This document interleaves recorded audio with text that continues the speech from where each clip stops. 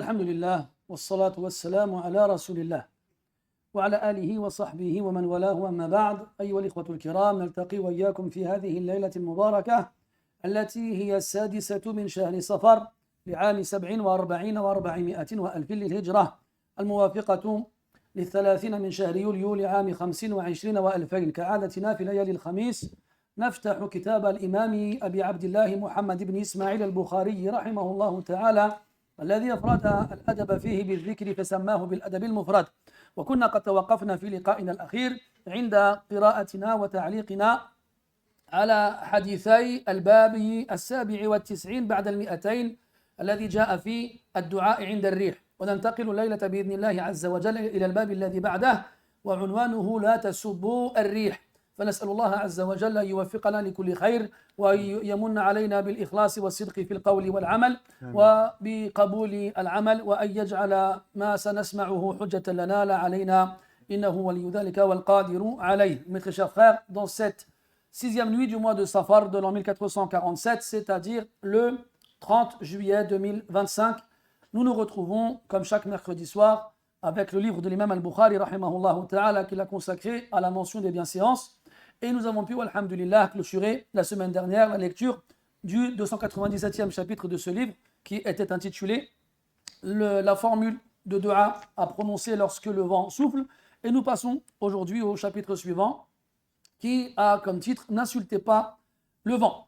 En demandant à Allah Azza wa Jal de nous octroyer la sincérité dans les actions et dans les paroles, ainsi que la véracité, et de nous offrir la pureté de l'intention et la bénédiction dans nos actions, et de nous couvrir de sa miséricorde ici-bas et le jour de la résurrection. Tafaddal mashkoura. الحمد لله رب العالمين والصلاة والسلام على نبينا وعلى آله وصحبه أجمعين. اللهم اغفر لنا ولشيخنا ولوالدنا وللحاضرين ولجميع المسلمين. قال أبو عبد الله محمد بن إسماعيل البخاري رحمه الله: باب لا تسبوا الريح. حدثنا ابن أبي شيبة قال حدثنا أسباط عن الأعمش عن حبيب بن أبي ثابت عن سعيد بن عبد الرحمن بن أبزة عن أبيه عن أبي رضي الله عنه أنه قال: لا تسبوا الريح، فإذا رأيتم منها ما تكرهون فقولوا اللهم إنا نسألك خير هذه الريح وخير ما فيها وخير ما أرسلت به، ونعوذ بك من شر هذه الريح وشر ما فيها وشر ما أرسلت به. أحسنت، بارك الله فيك. هذا الحديث من مرويات أبي بن كعب رضي الله عنه أبي المنذر، يقول فيه أن النبي صلى الله أو هذا الحديث عفوا من موقوفاته أيضا، فهو منسوب إليه وليس منسوبا إلى النبي صلى الله عليه وسلم. وإذا نسب القول إلى الصحابي سمي موقوفا، وإذا نسب إلى النبي صلى الله عليه وسلم كان مرفوعا، وإذا نسب إلى غيرهما كان مقطوعا.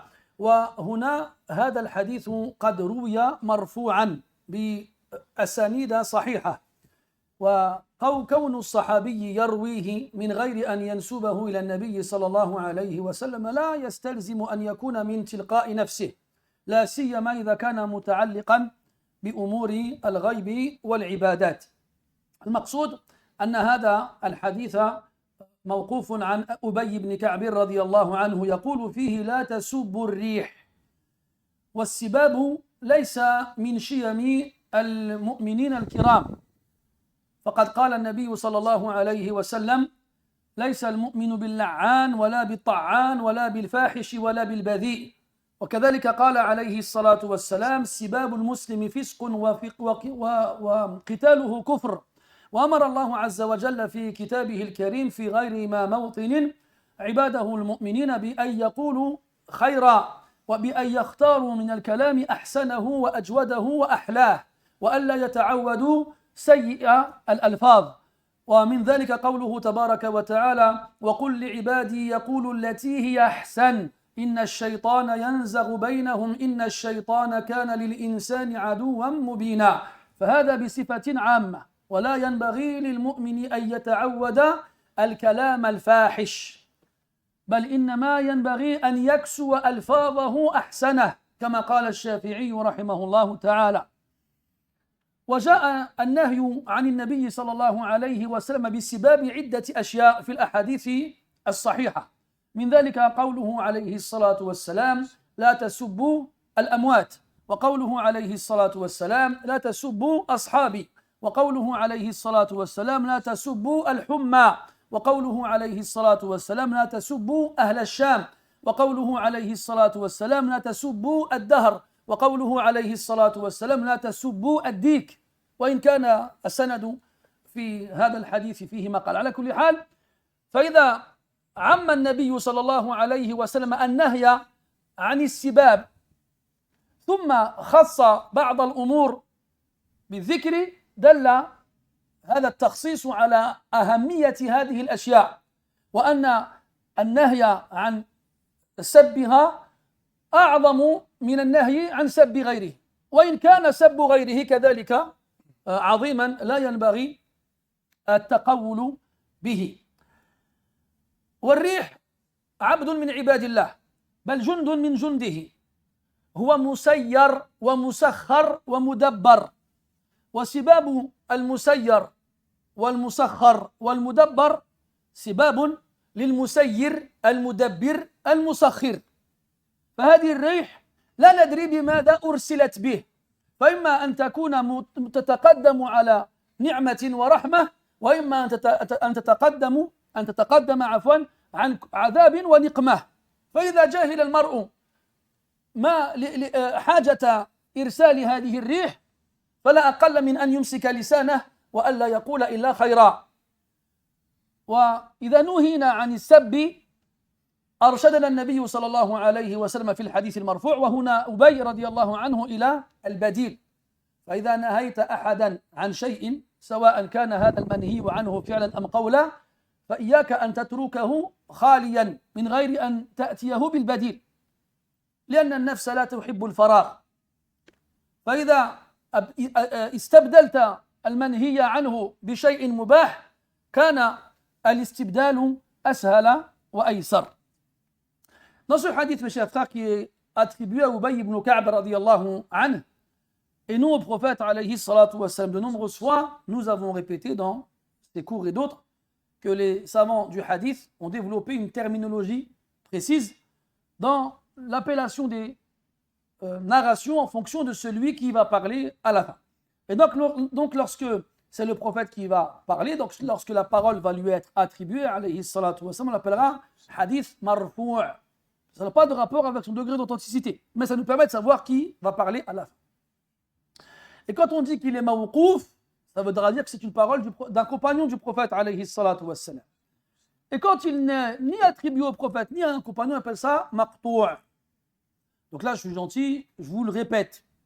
La prochaine fois, je demanderai à quelqu'un de me le dire. Et là, on verra si vous écoutez. Et c'est l'opinion que j'ai de vous, donc ne me décevez pas. Shahid, vous savez, dans plein de cours, on dit le nom des auteurs des livres. On a dit Mohammed ibn Ismaïl al-Bukhari. Des fois, avant de commencer, je regarde un comme ça parmi vous, je fais comment il s'appelle l'auteur là? Après, ça joue des claquettes à ce moment-là. Pourtant, c'est simple. Tout le monde sait que c'est le livre de Bukhari, ce livre-là. Mais lorsqu'on est face à la question, on perd ses moyens. Imagine-toi dans la tombe, quand l'ange il te dira Mar Rabbouk. Imagine-toi. Tous on connaît le hadith ici, que dans la tombe, on sera interrogé par des anges, ils nous poseront 3 questions, on devra répondre. Et les questions, on les connaît tous, on connaît tous la réponse. Quel est ton Seigneur? Quelle est ta religion? Et que dis-tu de cet homme qui a été envoyé parmi vous? Mais regarde-toi, rien que là, maintenant, là, je te dis, Harry, c'est quoi le nom de l'auteur? Tu bégayes. Tu perds tes moyens. Alors que ces gens qui sont autour de toi, tu les connais. Ils ne vont t'apporter ni profit, ni te faire de mal. Imagine-toi 2 anges que tu n'as jamais vus avec une apparence terrible et terrifiante. يثبت الله الذين آمنوا بالقول الثابت في الحياة الدنيا وفي الآخرة. اللهم اجعلنا منهم. آمين. طيب. Donc, le hadith ici il est attribué à Ubay ibn Ka'b radiyallahu anhu. Mais ce hadith, on le retrouve aussi affilié au prophète alayhi salatu wassalam avec des chaînes de narration authentiques. On est donc en mesure de dire que cette parole d'Ubay radiyallahu anhu est appelée marfu'un hukma. Elle a le jugement du marfu', Et donc la parole du prophète, alayhi salatu wassalam, même s'il n'a pas dit, qala Rasulullah, il n'a pas dit, le prophète a dit, alayhi salatu wassalam. Et généralement, lorsque l'on fait référence à des sujets en rapport avec le monde de l'invisible ou des adorations qu'on nous demande d'accomplir, alors automatiquement on saura que ça ne vient pas des compagnons, mais bien du prophète, alayhi salatu wassalam. Ici, il nous dit, radiyallahu anhu, n'insultez pas le vent. Et quand on dit n'insultez pas le vent, ne va pas comprendre qu'on ait précisé ce qu'on n'a pas le droit d'insulter, qu'on a le droit d'insulter autre chose que le vent. Non. Allah tabaraka wa ta'ala dans le Coran nous ordonne aux croyants de ne dire que du bien. وَقُلْ لِعِبَادِي يَقُولُ الَّتِي هِيَ أَحْسَنُ. Et dit à mes esclaves qu'ils ne disent que ce qui est le meilleur. Dans le verset وَقُولُوا لِلنَّاسِ حُسْنًا. Et dites aux gens des bonnes paroles. Et dans celui-ci الَّتِي هِيَ أَحْسَنُ. C'est superlatif, meilleur que, le plus. Donc quand tu as le choix entre plusieurs mots, choisis toujours le meilleur. Et souviens-toi que la bonne parole qui sort de ta bouche, elle s'élève auprès d'Allah subhanahu wa ta'ala. Allah ta'ala dit إِلَيْهِ يَصْعَدُ الْكَلِمُ الطَّيِّبُ. Vers lui s'élève la bonne parole. Donc lorsque tu as le choix entre plusieurs mots, choisis le meilleur.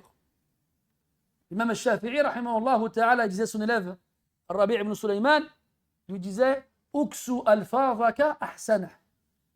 Fais revêtir à tes mots les plus beaux des vêtements. Choisis les meilleurs. Ne te contente pas du minimum. Et lorsque tu t'habitueras à choisir dans ton vocabulaire les meilleurs mots, alors tu élimineras instantanément les mauvais. Tu élimineras instantanément les mauvais. Et pour parler de vocabulaire, j'ai lu il n'y a pas longtemps, dans une étude linguistique récente, qu'on disait que quand une personne limite son vocabulaire à quelques mots, et il ne fait que les réutiliser sans cesse, il limite son champ de pensée. Donc tu penses moins quand tu utilises toujours les mêmes mots. Et à l'inverse, plus ton vocabulaire il est varié, plus il est riche, et plus ta réflexion elle sera profonde. Je disais ça parce qu'aujourd'hui, on a tous remarqué que tout le monde a dans la bouche tout le temps du coup. Et je ne suis pas le seul à avoir fait la remarque, heureusement d'ailleurs, et des grands académiciens, linguistes, etc., ont tiré la sonnette d'alarme. Ils sont en train de dire on est en train de perdre les gens là.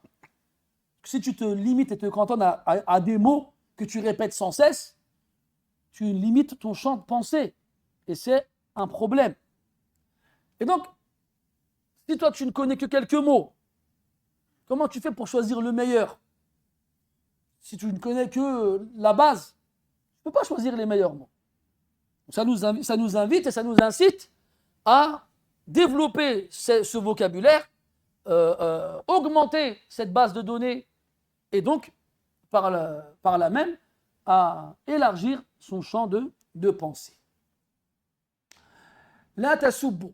On nous interdit donc d'insulter. Donc on a dit déjà qu'Allah nous ordonne de parler de la meilleure façon et de choisir les meilleurs mots. Et il nous incite à dire les meilleurs mots en nous disant que les bonnes paroles elles s'élèvent auprès de lui. Et on comprend donc par l'inverse que si les bonnes paroles s'élèvent auprès de lui, les mauvaises elles restent au sol avec nous. Ça ne s'élève pas auprès de nous. Et souvenez-vous que le prophète a dit sallallahu alayhi wa sallam Inna ar-rajula la yatakallamu bil kalimati la yulqi laha bala fi riwayatin min sakhatillah yahwi biha fi an-nari 70 kharifa. Un homme peut prononcer une parole sans y prêter attention, tout en provoquant la colère d'Allah, elle le fera plonger en enfer 70 ans. Une parole.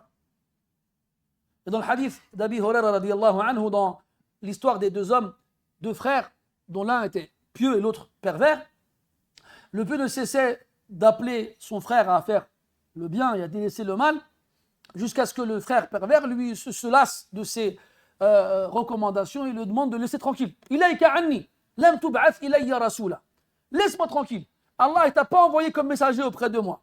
Et là, le pieux s'énerve. Il dit Wallahi la yaghfir Allahu lak. Je dis par Allah, Allah ne te pardonnera pas. Et Allah, du haut de sept cieux, il entend cela et il dit Man alladhi yata'alla alayya alla aghfira li fulan faqad ghafartu lahu wa ahbattu amalak. Il a dit c'est qui celui qui ose jurer sur moi que je ne pardonnerai pas à un tel? Je lui ai pardonné. Et toi, j'ai anéanti toutes tes actions. Et Abu Huraira radiyallahu anhu, après avoir rapporté le hadith, il a dit une phrase. Il a dit Kalimatan wahidatan. هذه إدراج من عندي كلمة أو بقت عليه دنياه وأخراه. Il a dit une seule parole. Elle a détruit pour lui sa vie d'ici-bas et son au-delà. Une seule parole. فكيف بحروف تجر الحتوف. Que dire alors de lettres qui sortent de ta bouche sans cesse, qui ne font que t'attirer les pires des problèmes. Al-Maqsoud, ici le prophète, enfin Abu Ubay ibn Ka'b radiyallahu anhu, et donc dans l'autre version du hadith qui est attribué au prophète alayhi salatu wassalam, on nous interdit d'insulter. Et là, on vise spécifiquement le vent. La tasubbu ar-rih. Mais de façon générale, le prophète alayhi salatu wassalam nous informe que le croyant n'est pas quelqu'un de vulgaire, de grossier, quelqu'un qui critique, quelqu'un qui maudit. Laysa al-mu'minu bil-la'an, ce n'est pas quelqu'un qui maudit beaucoup. Wala bil-ta'an, quelqu'un qui critique beaucoup, qui attaque, qui agresse verbalement. Wala bil-fahish, wala bil-badi, ce n'est pas quelqu'un qui est grossier, ce n'est pas quelqu'un qui est vulgaire. Ce n'est pas comme ça le croyant. فَيَنْقُصُ إِيمَانُكَ بِقَدْرِ وُجُودِ الْفُحْشِ وَالْبَذَاءِ فِيكَ. Donc tu comprendras de cela que ta foi diminuera proportionnellement de ta vulgarité, de ta grossièreté. Plus tu verras un croyant vulgaire et grossier, plus tu seras en mesure de dire que sa foi elle est faible. Et à l'inverse, quand tu n'entendras pas dans la bouche des gens croyants des mauvaises paroles, alors tu seras en mesure de dire que leur foi elle est forte. Donc il nous dit sallallahu alayhi wa sallam qu'on n'est pas des gens comme ça. Ensuite, il nous dit alayhi salatu wa sallam que sibabul muslimi fisq. Insulter le croyant est une perversion. ولا تظنن أنك إذا سمعت كلمة سب أن بالك يدور ويجد أفحش الألفاظ وأغلظها. لا. واعلم أن السباب مجرد معيب الرجل أو المرأة أو غيره. Ne va pas entendre quand tu entends le mot insulte. Ne va pas penser directement aux gros mots, comme on les appelle nous en français. Non. Sache que rentre dans as-sibab, dans l'insulte, comme on le traduit en français, le simple fait de critiquer, d'évoquer les défauts de l'autre, même s'il n'est pas un être humain. En premier, les êtres humains, les hommes, les femmes, les enfants, etc. Même les animaux, même les choses. Même les choses. On ne va pas les insulter. Tous peut-être eu cette expérience-là avec un stylo, on est en train d'écrire, et d'un coup le stylo ne fonctionne plus. Alors on cherche un coin dans la page, puis on commence à grabouiller pour que l'encre revienne, et à la fin il ne veut pas non plus fonctionner. Mais là tu t'énerves contre le stylo, tu fais Allah, là tu le jettes, ou là tu... Même ça, il ne faut pas le faire. Même ça, il ne faut pas le faire. Sibabul muslimi fisq. Et comme dans toute chose, ce qui a le plus de valeur, c'est le musulman, eh bien, le fait de l'insulter aura forcément un péché plus grand. Et on a beaucoup d'hadiths dans lesquels le prophète, alayhi salatu wassalam, il vise spécifiquement des choses dans l'interdiction de les insulter. Ici, on a le vent. Mais on a aussi un hadith dans lequel le prophète nous interdit, sallallahu alayhi wa sallam, d'insulter Ahl al-Sham, les gens du Sham. Et ce hadith, il maqal min nahiyati as-sihha. Ce hadith-là, par rapport à son degré d'authenticité, est sujet à certaines paroles, comme quoi certains voient qu'il est faible. فَإِنَّ فِيهِمْ الْأَبْدَالِ تَتِمَّةُ الْحَدِيث. Car il y a parmi eux al-abdal. Bon, l'abdal, c'est un long kalam. On en a déjà parlé dans la fin de l'Wasitiyya pour ceux qui s'en souviennent. Hein. Et ceux qui ne s'en souviennent pas, ou bien qui n'étaient pas là, sachent que l'abdal, c'est quelque chose d'assez spécial dans les hadiths et que les savants ont beaucoup d'avis à ce sujet-là. Mais dans tous les cas, il a dit n'insultez pas les gens du Sham. Le Sham, c'est la région de la Palestine, de la Syrie. Et cette région-là, il nous interdit d'insulter ses habitants, car il y a parmi eux al-abdal. Et je le laisse comme ça, sans t'expliquer c'est quoi, pour te laisser dans le suspense. Il a dit, alayhi salatu wassalam, la tasubbul amwat. N'insultez pas les morts. Il a dit, sallallahu alayhi wa sallam, la tasubbu ad-dahr, n'insultez pas le temps. Il a dit, alayhi salatu wa sallam, la tasubbu al-humma, n'insultez pas la fièvre. Il a dit, alayhi salatu wa sallam, dans un hadith aussi dans lequel la chaîne de narration est sujette à divergence, n'insultez pas le coq. Pour deux raisons. Parce que quand il chante, il a vu un ange, et parce qu'il réveille pour la prière de Subh. Bon, nous, aujourd'hui, pas vraiment de coq dans le coin, mais dans tous les cas, chez les autres, c'est le cas. Et on a le hadith où il dit, alayhi salatu wa sallam, la tasubbu ashabi, n'insultez pas mes compagnons. Et donc nous, on récapitule. On doit parler de la meilleure façon, choisir les meilleurs mots. Et on ne doit pas être vulgaire ou grossier. Et on ne doit pas donc insulter quoi que ce soit ou qui que ce soit. Et avec tout ça, pourquoi il attire notre attention sur certaines catégories de choses qui ne doivent pas être insultées. Celles que je vous ai citées. C'est celles sur lesquelles j'ai trouvé dans mes recherches. Il peut y avoir d'autres textes, même si le reste, généralement, est faible. Donc, qu'est-ce qu'on va comprendre? On va comprendre que ces choses-là qui ont été visées spécifiquement sont encore plus graves à insulter que le reste. Comme le musulman. Sibabul muslimi, fisq ou fusuq. Donc, on a des darajat, des degrés, et un tafaout, une disparité entre les généralités qu'on ne doit pas insulter de façon générale et les spécificités qu'on a entendues dans les textes évoqués. Ça nous fait comprendre que le péché commis en insultant ces choses-là spécifiques est pire que le fait d'insulter d'autres choses qui n'ont pas été spécifiées dans un texte. Ici, le prophète sallallahu alayhi wa sallam nous interdit d'insulter le vent. Le vent est une créature parmi celles d'Allah Azza wa Jal et un soldat dans son armée innombrable. Et ce soldat, ce vent, ne fait rien de par lui-même. C'est une créature qui ne fait qu'exécuter les ordres qui lui sont donnés. Il ne souffle que quand Allah lui ordonne de souffler, et il ne souffle que là où Allah lui ordonne de souffler, etc., etc. Il est musayyar, envoyé, il est musakhar, asservi, et il est mudabbar, on le régit, on le gère. Donc insulter celui qui est ainsi revient à insulter celui qui l'a envoyé, celui qui l'a asservi et celui qui l'a géré. Celui qui a décidé de ce qu'il en ferait. Et ça, mes frères, c'est une règle générale pour toute chose qui répond à ces caractéristiques-là. Et rentre dedans, ad-dahr, le temps. Ou si tu préfères aujourd'hui, le climat. Il pleut pas, il y a du vent, il neige, il fait chaud, il fait froid, etc. Ce n'est pas le temps qui choisit lui-même comment il va agir. C'est Allah Ta'ala qui lui ordonne et lui, il se soumet et obéit. Donc insulter celui qui lui a ordonné revient, insulter celui qui a reçu l'ordre revient à insulter celui qui lui a donné l'ordre. Et là dans le hadith, يؤذن ابن آدم ولم يكن له ذلك ويسبني ابن آدم ولم يكن له ذلك إلى أن قال أما سبابه إياي فيسب الدهر وأنا هو الدهر أقلب الليل والنهار إلى آخر الحديث أو كما قال عليه الصلاة والسلام. Dans l'autre hadith, il dit sallallahu alayhi wa sallam, le fils d'Adam m'insulte alors qu'il n'a pas le droit de faire cela. Quant à l'insulte qu'il me lance, c'est son insulte vis-à-vis du temps et c'est moi qui fais le temps, je fais tourner le jour et la nuit. Donc ici on a des gens qui insultent Allah Ta'ala indirectement par le biais du temps. Que dire alors de celui qui insulte Allah Azza wa Jal?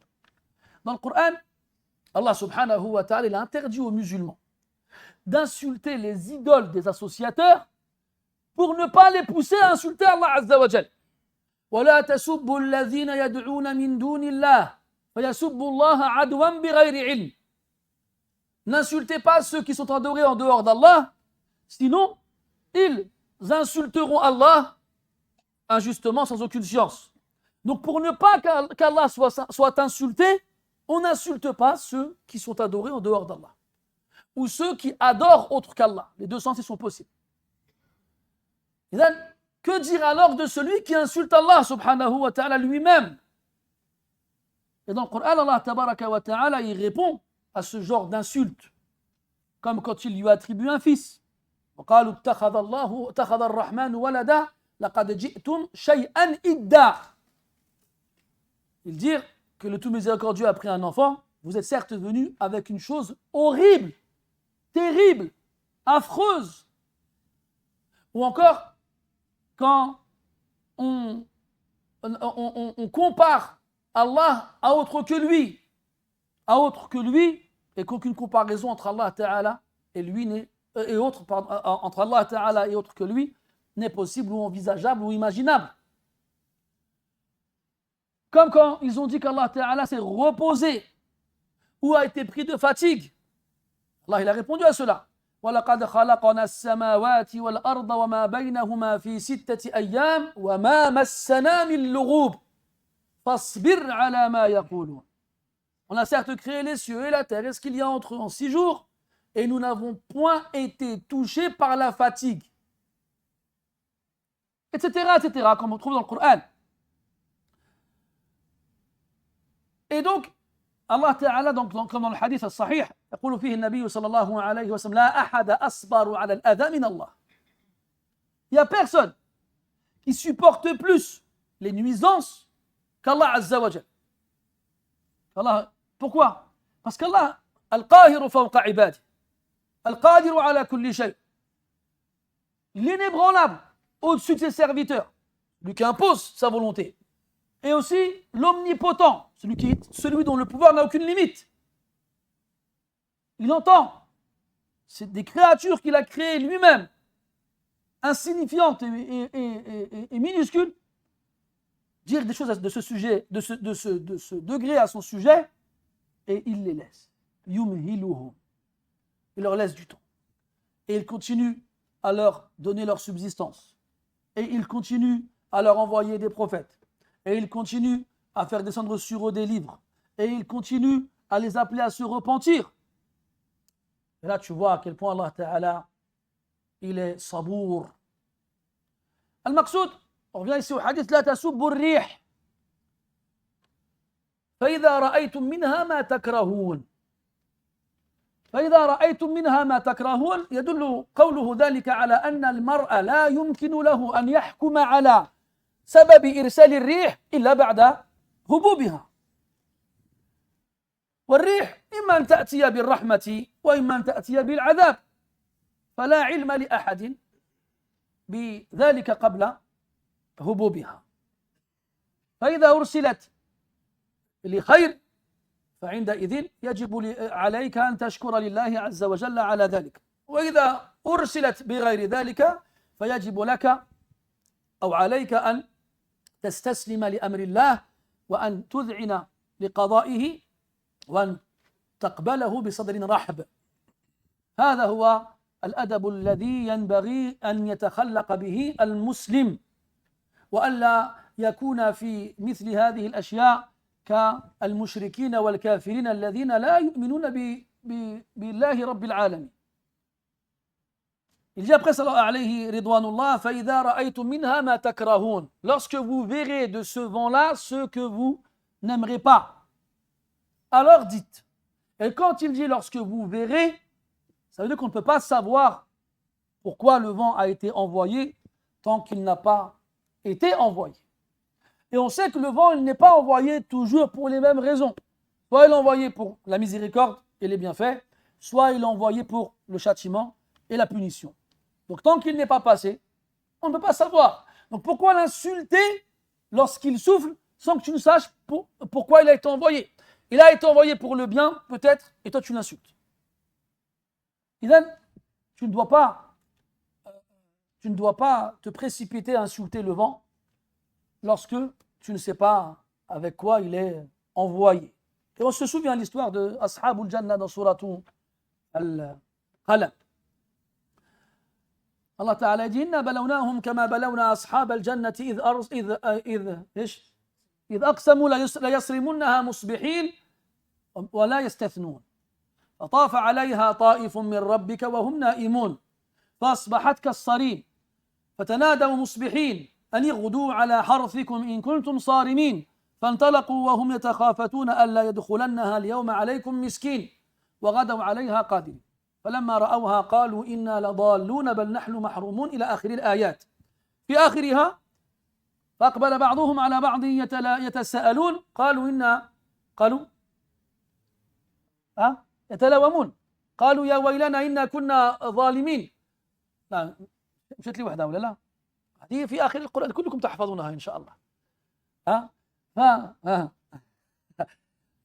فطاف عليها طائف من ربك وهم نائمون فأصبحت كالصريم فتنادوا مصبحين أن اغدوا على حرثكم إن كنتم صارمين فانطلقوا وهم يتخافتون ألا يدخلنها اليوم عليكم مسكين وغدوا عليها قادرين فلما رأوها قالوا إنا لضالون بل نحن محرومون قال أوسطهم ألم أقل لكم لولا تسبحون قالوا سبحان ربنا إنا كنا ظالمين فأقبل بعضهم على بعض يتلومون قالوا يا ويلنا إنا كنا طاغين عسى ربنا أن يبدلنا خيرا منها إنا إلى ربنا راغبون.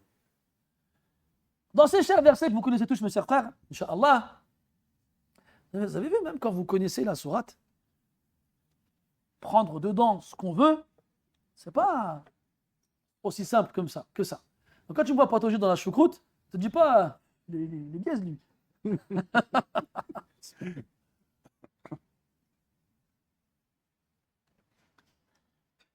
Dans Surat Al-Qalam, Allah il nous raconte l'histoire des gens du jardin, Ashabul Jannah. Pour rentrer dans les détails, ces gens-là sont les héritiers d'un homme à qui ce jardin appartenait. Et cet homme-là, à chaque nouvelle récolte, il consacrait une partie de la récolte aux pauvres, qu'il donnait en aumône, pour remercier Allah tabaraka wa ta'ala et obtenir sa bénédiction.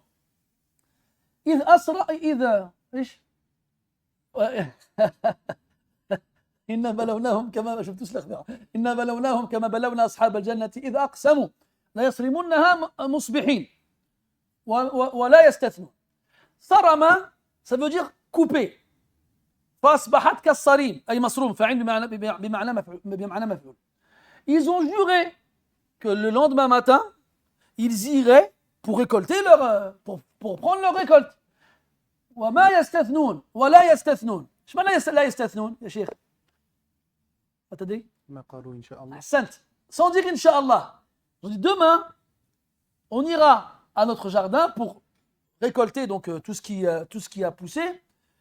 Là, ils ont juré. Wallahi, demain on va aller récupérer les récoltes. Sans dire Inch'Allah. طاف عليها طائف من ربك وهم نائمون. طاف طائف. C'est quoi là? Un ouragan, un tourbillon. Allah il a envoyé le vent. Pendant qu'il dormait la nuit, Allah il a envoyé un vent, il a tout saccagé, il a tout détruit dans le jardin. فأصبحت كالصريم. Donc ce jardin-là, au matin, était ravagé. Tout était arraché. Il n'y avait plus rien. فتنادوا مصبحين. Donc en se réveillant le matin, ils se sont appelés les uns les autres. أن اغدوا على حرثكم إن كنتم صارمين. Venez à vos récoltes si vous voulez couper. Donc cueillir. Et en se rendant au jardin, ils se disent à voix basse, en parlant doucement, aujourd'hui, personne, aucun pauvre ne rentrera dans le jardin. Contrairement à ce que leur père y faisait. Au jour de la récolte, laissez les pauvres rentrer, prenez ce que vous voulez. Vous avez pris, partez, et maintenant, nous on récolte le reste. Ils se disent quoi? Non, notre père il est mort, on a hérité du jardin, les règles elles vont changer. Alors maintenant, on ne laisse plus les pauvres rentrer. Mais ils se sont dit ça à voix basse.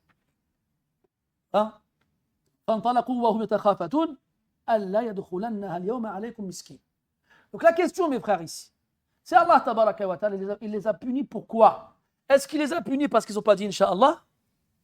Ou bien est-ce qu'il les a punis parce qu'ils ont voulu priver les pauvres de la récolte? بل قالت طائفة أخرى أنه عذبهم للأمرين معا. Il y en a même qui ont dit c'est pour les deux raisons qu'Allah les a punis. Ils arrivent là-bas. Vous comprenez?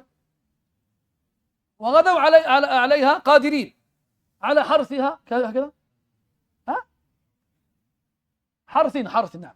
Donc ils sont partis en étant en pleine possession de leurs moyens pour le harth, pour récolter. فلما أتوها قالوا إنا لضالون.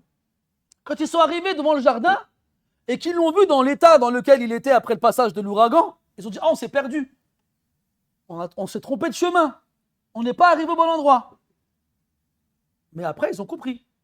Inna la dallun bal nahnu mahroumun. Au contraire, c'est nous qui sommes privés. Tu as compris, Soufiane? C'est nous qui sommes privés, c'est-à-dire par rapport à quoi, Fouad? Parce qu'ils ont voulu priver. Allô? Quelqu'un? Hein? Je fais du morse. Attends, je te la refais. T'as compris, Soufiane? Donc, ils ont voulu priver les pauvres et ils ont compris que c'était eux qui s'étaient privés. Bal nahnu mahroumun. Sauf al-hikma al-baligh. Regarde la sagesse immense qu'il y a dans cette histoire. Quand tu te dis c'est bizarre, comme dans le verset فأما الإنسان إذا ما ابتلاه ربه فأكرمه ونعمه فيقول ربي أكرمن وأما إذا ما ابتلاه فقدر عليه رزقه فيقول ربي أهانن. Non, quand sa subsistance elle est rétrécie, lui il regarde, il dit, oh, mon Seigneur il m'a avili, il m'a humilié, mais il ne pense pas que c'est à cause de lui qu'Allah il a restreint sa subsistance. Mais eux ils ont compris direct. Quand ils ont compris que c'était vraiment leur jardin qui était comme ça, ils disent bal nahnu mahroumun. C'est nous qui sommes privés. C'est pas les pauvres qu'on a voulu priver. On a voulu priver les pauvres. Allah nous a privés. Hal tunsarun wa turzaqun illa bi fuqara'ikum wa du'afaikum. Là tu comprends que si tu veux le nasr, tu dois venir au secours des pauvres et des faibles. Et tu veux le rizq, tu dois donner aux pauvres et aux faibles. Mais si toi maintenant tu vois ton frère qui subit des injustices et tu fais rien pour l'aider alors que tu peux le faire, t'attends pas à ce qu'Allah vienne à ton secours. Et si tu vois tes frères et tes sœurs dans le besoin et que tu peux les aider, tu ne le fais pas, alors attends-toi très prochainement à ce que ta propre subsistance soit diminuée et restreinte. Et que même si tu continues à la recevoir, alors Allah il en enlèvera la bénédiction. Un frère, il n'y a pas longtemps, il vient me voir et me dit, je touche 3 000 € par mois, j'arrive pas à faire des économies. J'arrive pas. Frère, voilà, il a un F4 comme la plupart d'entre nous, dans une zone HLM, il a 3 enfants. Il me dit, mes enfants, ils ne mangent pas grand-chose. C'est des filles, généralement ça va. Voilà, ceux qui rigolent, ils ont pensé à leur sœur ou leur cousine, je ne sais pas, ils ont pensé à qui, mais hein? Le maqsoud, voilà, c'est pas comme tu as 5 enfants, tu as 5 garçons, ça mange des sandwichs le matin. Les filles, normalement, elles mangent une biscotte, elles disent, j'ai plus faim. Oui, il a 3 filles, des petites filles en plus, toutes gentilles, toutes mignonnes, machallah. Il dit, j'arrive pas. Le mois, il finit, je suis limite à découvert. Il faut se faire cet examen, il faut se demander où ça ne va pas dans notre vie. Qu'est-ce que je n'ai pas fait ou qu'est-ce que j'ai fait? On revient à l'histoire des gens du jardin. بل نحن محرومون قال أوسطهم الأوسط يعني le juste milieu, celui qui n'est ni trop dans l'excès ni trop dans le laxisme. ألم أقل لكم لولا تسبحون. Si seulement vous aviez dit subhanallah, ça vous aurait évité des problèmes. Le tasbih, mes frères, on ne se rend pas compte du pouvoir du tasbih. Pourtant, c'est une chose facile. Mais rares sont ceux qui s'y accrochent. Si seulement vous avez dit subhanallah, vous vous étiez habitué au tasbih. Celui qui s'habitue au tasbih, هذا لن يضيع ولن يضيعه الله عز وجل. Celui qui s'habitue au tasbih, celui ne sera jamais gâché ou perdu ou abandonné. Alors à ce moment-là, je dis Subhana Rabbina inna kunna قالوا سبحان ربنا إنا كنا ظالمين. Vous êtes sûr? Je n'ai pas l'impression que vous êtes sûr. Hein? Et là, à ce moment-là, ils ont reconnu. Nous étions certes injustes. فأقبل بعضهم على بعض يتلاومون. Et là, ils se sont mis les uns les autres à se plaindre, du moins à se plaindre les uns des autres. Pourquoi? Parce que tous, sauf l'Awsat hada, étaient sur la même longueur d'onde. فانطلقوا وهم يتخافتون ألا يدخلنها اليوم عليكم مسكين. Tous d'accord, c'est bon, les pauvres, c'est fini. Non, tout est pour nous. Et subhanallah, cette idée de tout perdre quand on prive aux pauvres, on la retrouve dans plein de textes, notamment l'histoire avec les 3 hommes, l'aveugle, le chauve et le lépreux. Allah il leur a envoyé un ange et il les a guéris par la grâce d'Allah Ta'ala et il leur a donné à chacun du bétail qui les a enrichis.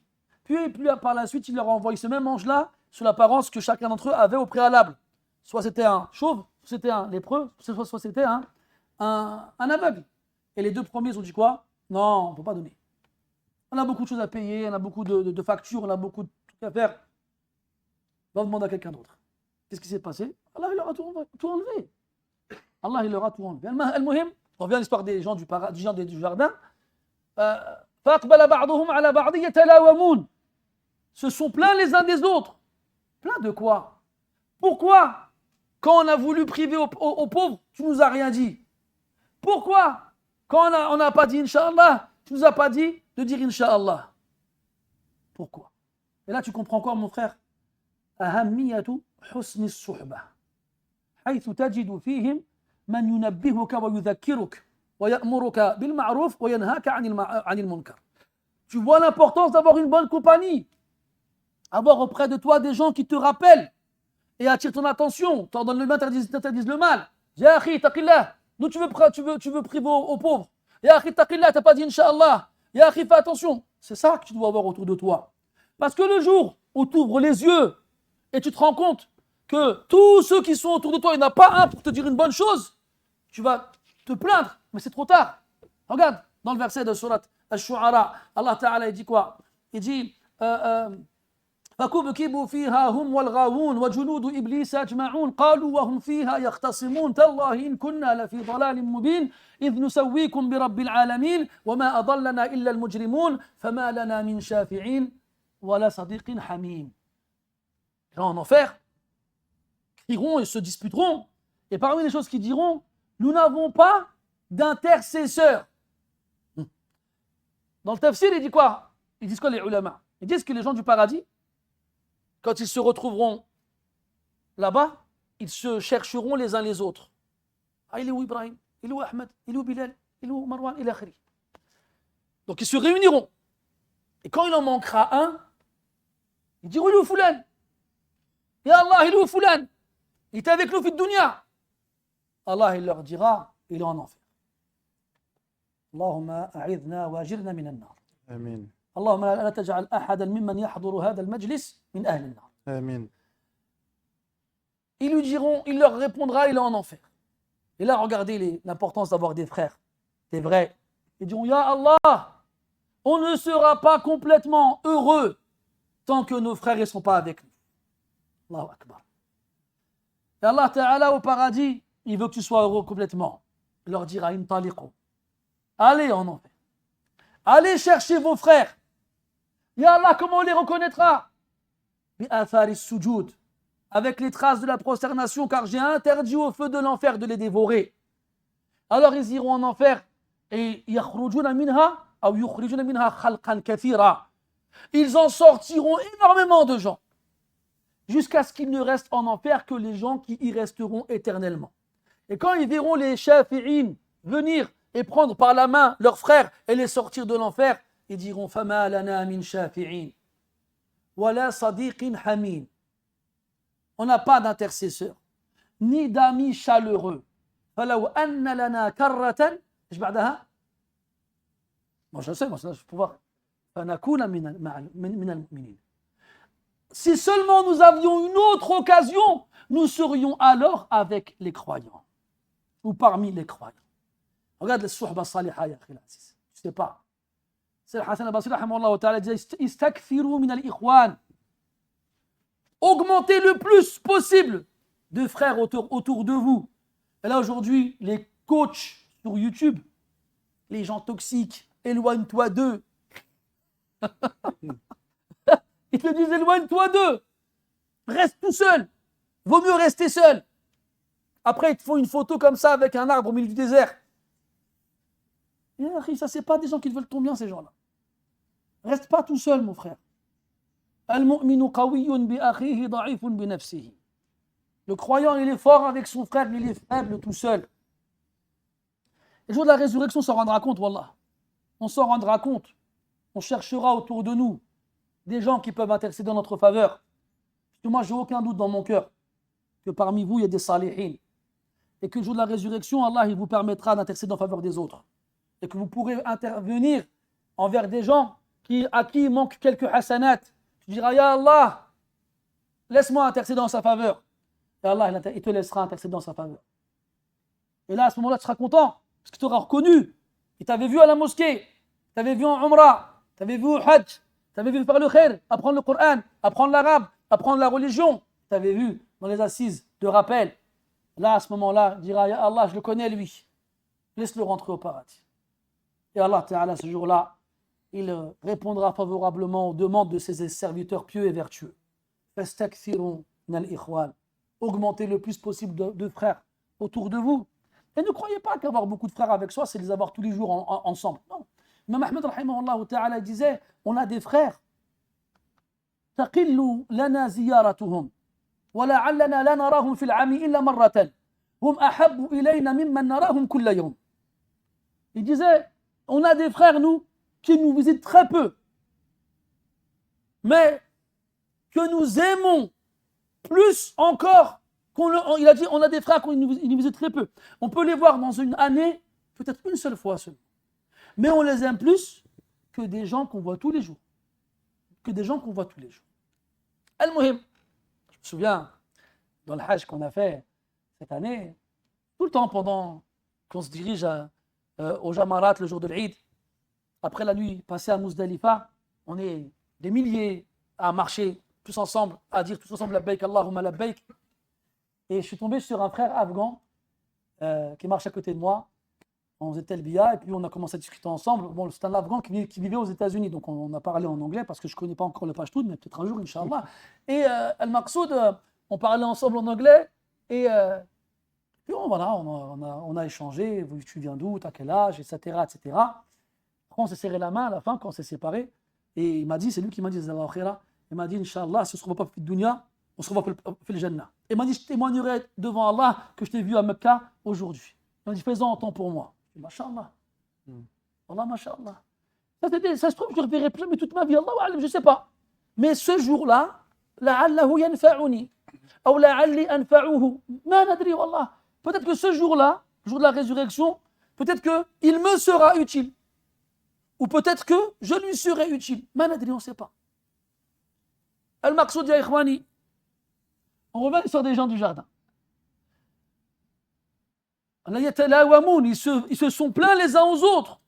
Ya waylana inna kunna tarin. Asa rabbuna an yubdilana khayran minha inna ila rabbina raghibun. Regarde, c'est là où je voulais arriver. Parce que je t'ai ramené avec moi dans tous les sens. Et tu ne sais pas où je voulais en arriver. Ah ouais, Sacha. Hein? Si, tu vois? Ah ben voilà. C'est la fin du verset. Parce que là, l'histoire là, comment je te l'ai raconté? Ilyas, là, le vent, il a été envoyé pour du bien ou pour du mal? Pour du mal. Oui, pour du mal. Pourquoi? Parce qu'il a détruit le jardin. Et il les a laissés sans rien. Mais regarde la fin. Regarde la fin de l'histoire, c'est quoi? Asa rabbuna an yubdilana khayran minha inna ila rabbina raghibun. Ils ont dit, après avoir reconnu leur tort, après s'être plaints les uns des autres, après avoir sanctifié leur Seigneur, ils ont dit, Allah il va nous remplacer ce jardin qu'on a perdu par un meilleur. Et ils ont conclu en disant, Inna ila rabbina raghibun. C'est quoi ça? Comment t'appelles ça, Omar? Comment t'appelles ça? Si tu pouvais lui donner un mot ou deux, t'appellerais ça comment? Non. Marwan? L'optimisme, mieux que l'optimisme. Yes. Comment? Tawakkul? On n'est pas loin. Un aveu? Non. Inna ila rabbina raghibun. Qu'est-ce que ça veut dire raghibun? Raghaba, ça veut dire espérer. Comment t'as dit? Espérer, vouloir fortement quelque chose. Asa rabbuna ay yubdilana khayran minha. Déjà, on commence par là. Il est probable que notre Seigneur nous remplace par quelque chose de meilleur. Ils savent ou ils ne savent pas eux? Ils ne savent pas. Pourquoi ils ont dit ça? Husnul dhan. Hein? Husnul dhan. C'est une bonne opinion envers Allah Azza wa Jal. Regarde, Allah il les a punis en les privant de ce jardin dont ils étaient fiers. Et eux, comment ils en sont sortis? Avec une bonne opinion envers Allah Azza wa Jal. Donc à la fin, ce vent, c'était une cause de bien ou une cause de mal? Ah, Ilyes, une cause de bien. Parce que eux, l'héritage leur a retourné le cœur et fermé les yeux. Comme Allah dit, subhanahu wa ta'ala, vous dévorez l'héritage comme des voraces, voracement, je ne sais pas si ça se dit. Al-Maqsoud, à la fin, ils sont sortis de ça avec une leçon. La leçon, c'est quoi? C'est husnul dhanni billah.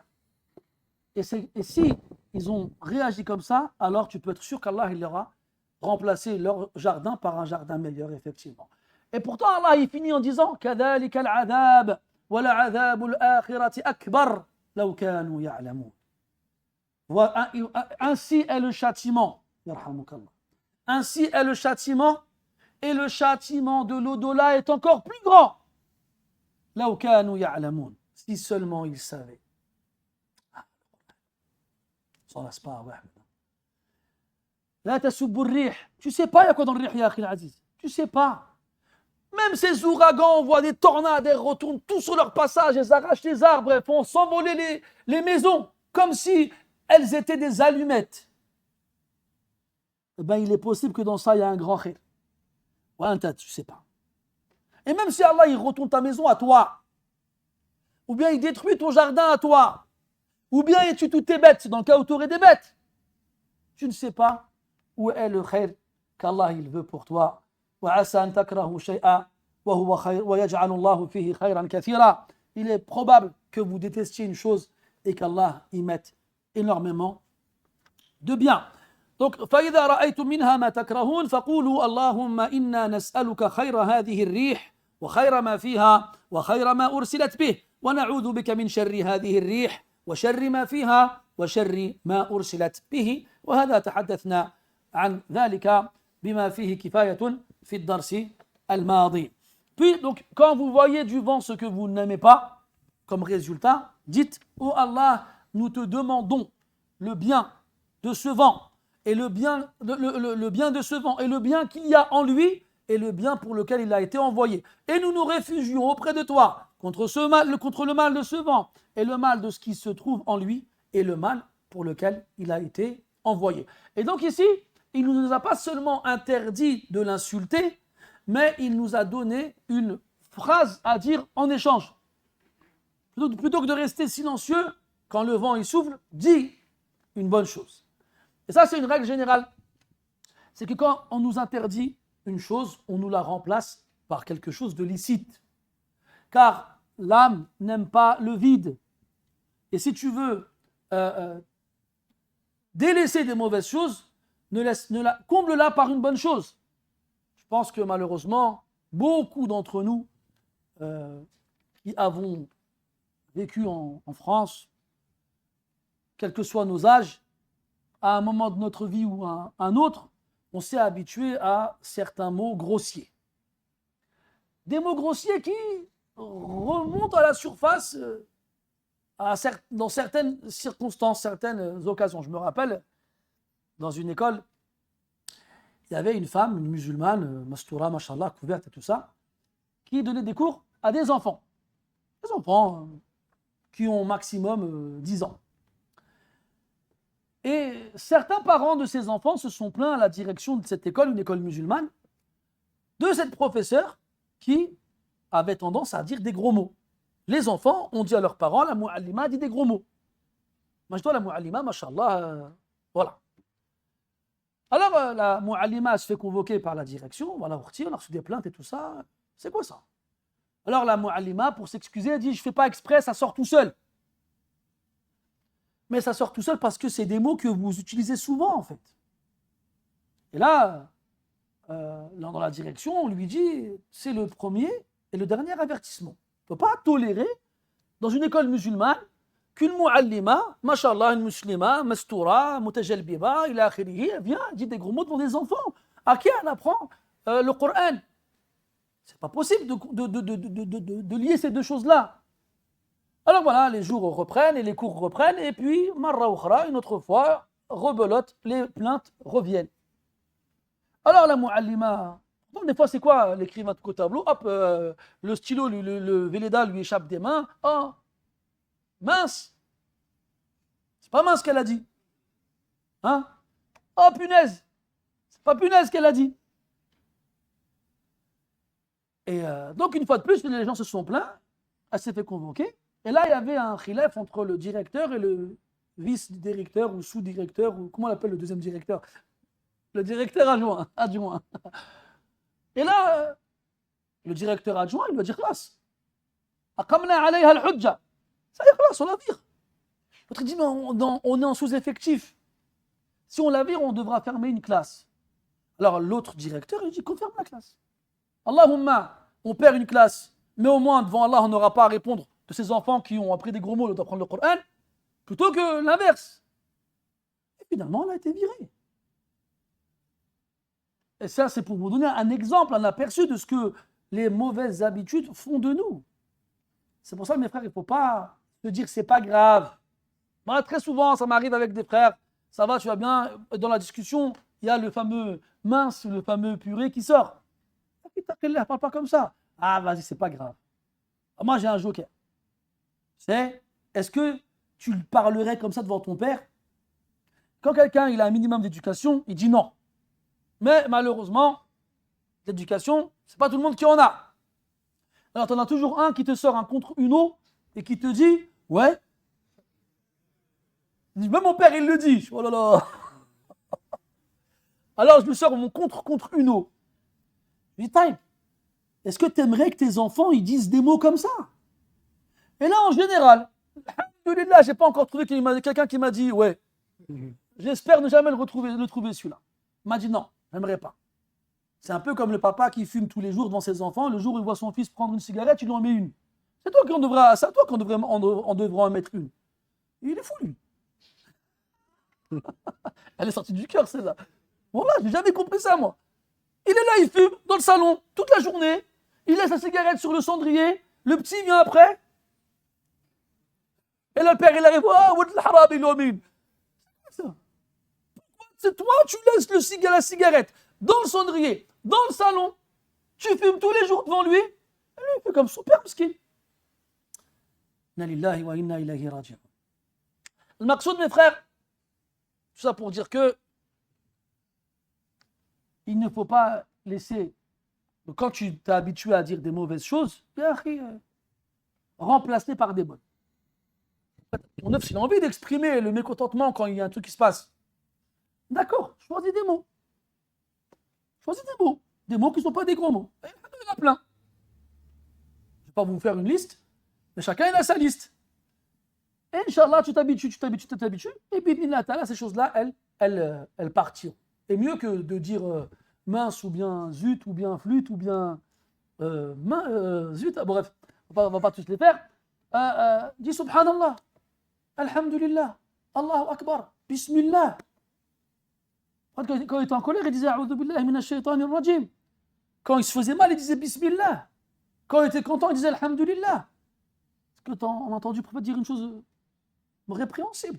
Abadan. Al-Muhim. Donc, dans le reste du hadith, ce qu'on doit dire quand le vent souffle et qu'on voit des choses qui nous déplaisent, eh bien, on dit ce qui a été rapporté, et on l'a vu la semaine dernière, ce que cela signifiait. Tfaddal. أحسن الله إليكم. قال المصنف رحمه الله: حدثنا مسدد عن يحيى عن الأوزاعي قال حدثني الزهري قال حدثني ثابت الزرقي قال سمعت أبا هريرة رضي الله عنه يقول: قال رسول الله صلى الله عليه وسلم: الريح من روح الله تأتي بالرحمة والعذاب فلا تسبوها ولكن سلوا الله من خيرها وتعوذوا بالله من شرها. بارك الله فيك. هذا الحديث يقول فيه النبي صلى الله عليه وسلم أن الريح من روح الله، والروح بمعنى الرحمة في هذا الموطن دون غيره. وقد جاء في القرآن في قول الله تبارك وتعالى: لا تيأسوا من روح الله إنه لا ييأس من روح الله إلا القوم الكافرون. فالروح هنا بمعنى الرحمة، وقد يأتي بغير هذا المعنى. منه قوله تبارك وتعالى فأما إن كان من المقربين فروح وريحان وجنة نعيم. وهذا تحدثنا عنه عند مرورنا بهذه الآية في تفسير في دروس التفسير. المقصود لا فالريح من روح الله، الريح من روح الله أي من رحمة الله عز وجل، تأتي بالرحمة والعذاب، تارة تأتي بالرحمة وتارة تأتي بالعذاب. وهذا مصداقا لما قلناه قبل قليل أن المرء لا يدري ولا يمكن له أن يعلم بما أرسلت هذه الريح، فلأجل هذا لا يجوز له أن يسبها. فهذا من باب التعليل، من بيان السبب المتعلق بالنهي حتى يكون المرء على وعي من هذا. فلا تسبوها ولكن سلوا الله خيرها وتعوذوا بالله من شرها. فهذا أقل ما يقال عند هبوب الريح. إذا أشكلت عليك هذه اللفظة وربما كانت طويلة ولم تستوعب جميع ألفاظها فاقتصر على سؤال الله تعالى الخير والتعوذ به من الشر. تقول اللهم إني أسألك خيرها وأعوذ بك من شرها. فهذا أقل ما يقال في هذا الموطن. Puis le second hadith, le 760e, toujours dans le même chapitre, qui est rapporté par Abu Huraira radiyallahu anhu, dans lequel le prophète dit sallallahu alayhi wa sallam que le vent provient de la miséricorde d'Allah subhanahu wa ta'ala, ou le vent est une miséricorde d'Allah subhanahu wa ta'ala. Car même si c'est une punition et un châtiment, il y a dans cela une miséricorde. Dans tous les cas, soit elle vient avec la miséricorde, soit il vient avec la punition, le châtiment. Et on ne sait pas, nous, pour quelle raison le vent a été envoyé. C'est donc pour cette raison-là qu'on nous interdit de l'insulter. Et ce hadith-là, il vient dans un but de mettre en évidence la cause de l'interdiction. Comme ça, on sait pourquoi il est interdit d'insulter le vent. Après, il dit par contre, demandez à Allah son bien, le bien de ce vent-là, et réfugiez-vous auprès d'Allah contre son mal. En gros, celui qui n'est pas capable d'assimiler la formule entière, comme on l'a cité précédemment, qu'il se contente au minimum de demander à Allah quand le vent souffle de son bien, le bien de ce vent-là, et qu'il se réfugie auprès d'Allah contre le mal de ce vent-là. Wallahu a'lam. Wa sallallahu ala nabiyyina Muhammadin wa ala alihi wa sahbihi wa sallam. Subhanaka Allahumma wa bihamdika nashhadu an la ilaha illa anta nastaghfiruka wa natubu ilayk. Walhamdulillahi rabbil alamin. Wa barakallahu fikum ajma'in.